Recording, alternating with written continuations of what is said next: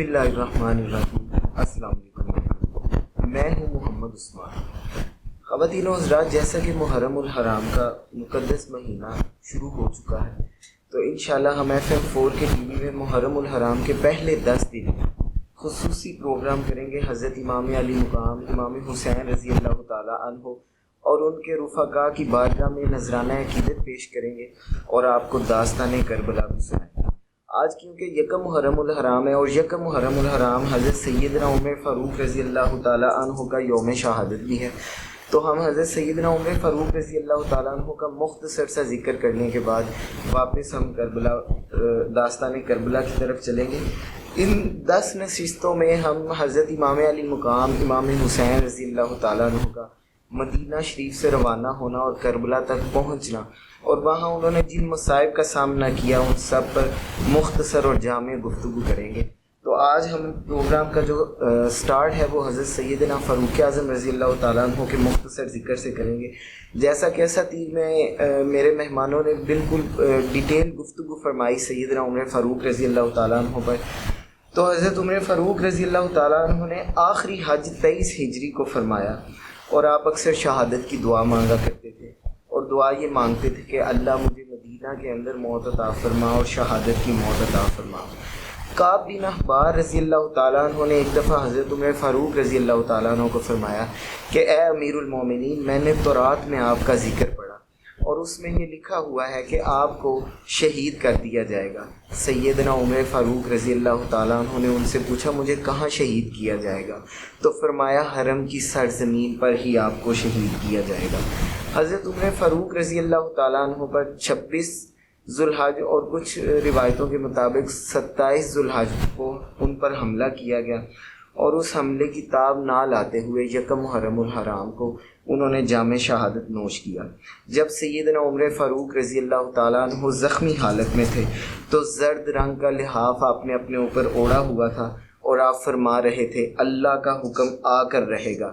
حضرت عمر فاروق رضی اللہ تعالیٰ عنہ نے وصیت فرمائی کہ میرے جنازے کو جلدی لے کر چلنا، اور سیدنا عبداللہ بن عمر رضی اللہ تعالیٰ عنہ نے اپنے والد محترم کو غسل دیا، اور حضرت سیدنا صہیب رضی اللہ تعالیٰ عنہ نے حضرت سیدنا عمر فاروق رضی اللہ تعالیٰ عنہ کی نماز جنازہ پڑھائی۔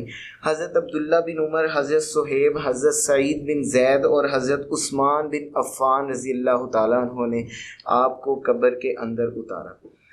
تو اب ہم چلتے ہیں داستان کربلا کی طرف۔ 60 ہجری میں چلتے ہیں کہ 60 ہجری میں حضرت سیدنا معاویہ رضی اللہ تعالیٰ عنہ جب بالکل بوڑھے ہو چکے تھے، اور 60 ہجری میں ہی ان کو مرض الموت میں جب وہ مبتلا ہوئے تو وفات سے کچھ دن پہلے انہوں نے ایک خطاب کیا اور فرمایا کہ لوگوں، میں اس کھیتی کی طرح ہوں جو اب کٹنے کو تیار ہے۔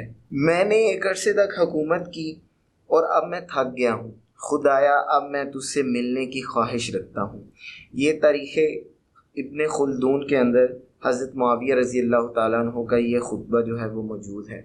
حضرت امیر معاویہ رضی اللہ تعالیٰ عنہ نے 60 ہجری میں دمشق میں وفات پائی۔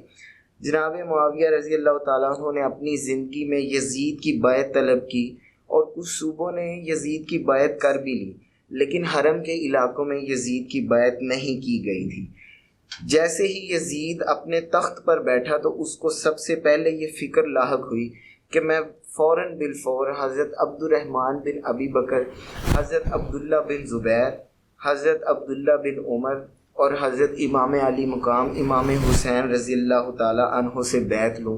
اس کے لیے اس نے سب سے پہلے خط لکھا، اور خط گورنر مدینہ کو لکھا اور یہ کہا کہ مجھے فوراً بالفور عبداللہ بن زبیر اور امام علی مقام امام حسین رضی اللہ تعالیٰ عنہ کی بیعت چاہیے، اور ہر حال میں چاہیے، اس میں تم نے تاخیر نہیں کرنی۔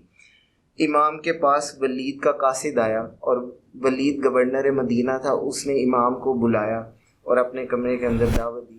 حضرت امام علی مقام امام حسین رضی اللہ تعالیٰ عنہ اپنے 30 جانثاروں کے ساتھ ولید کے پاس گئے اور اپنے جانثاروں کو کہا تم باہر ہی کھڑے رہنا، اگر اندر سے کوئی مجھے مشکل پیش آئی تو میں تمہیں بلاؤں گا، ورنہ تم باہر ہی رہنا۔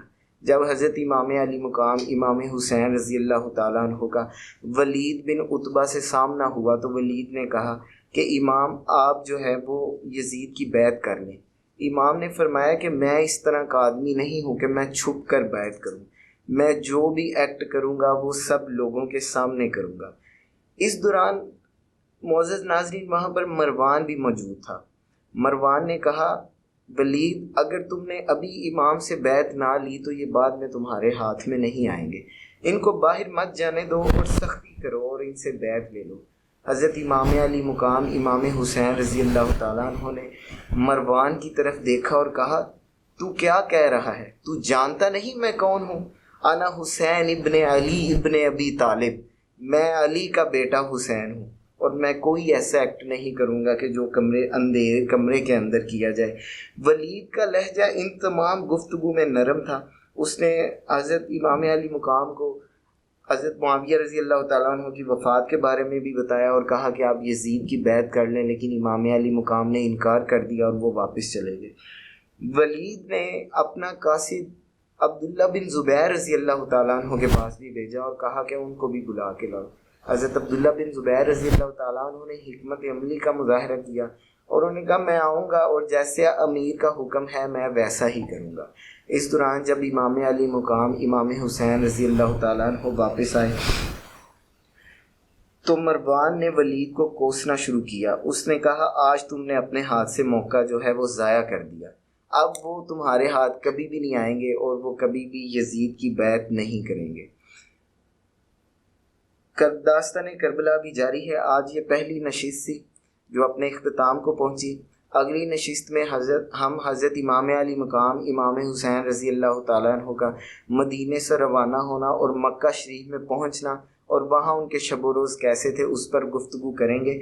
آج دوران گفتگو کہیں کوئی غلطی کوتاہی غفلت ہوئی تو میں اپنے اللہ کی بارگاہ سے معافی کا خواستگار اور توبہ کا طلبگار ہوں۔ اگلی نشست تک کے لیے اجازت دیجیے۔ والسلام علیکم ورحمۃ اللہ وبرکاتہ۔